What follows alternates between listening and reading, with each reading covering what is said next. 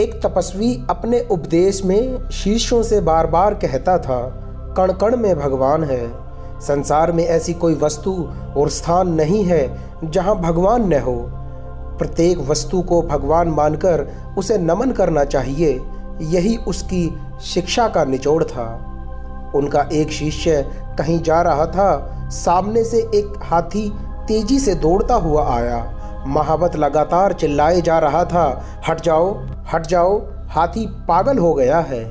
शिष्य को गुरु का कथन याद आया।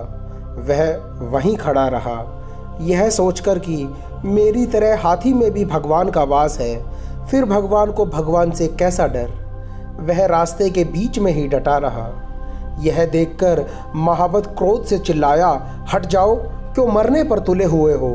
पर शिष्य अपनी जगह से एक उंगली भी इधर उधर नहीं हुआ।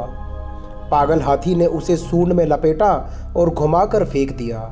बेचारा घायल शिष्य वहीं पड़ा करहाता रहा, पर उससे अधिक उसे इस बात की पीड़ा थी कि भगवान ने ही भगवान को मारा। उसके सहपाठी उसे उठाकर आश्रम ले गए। उसने गुरु से कहा, आप तो कहते हैं कि प्रत्येक वस्तु में भगवान है, देखो हाथी ने मेरी कैसी दुर्गति की है। गुरु ने कहा, यह सत्य है कि प्रत्येक वस्तु में भगवान है। निश्चय ही हाथी में भी भगवान का ही वास है, परंतु महावत में भी तो भगवान है।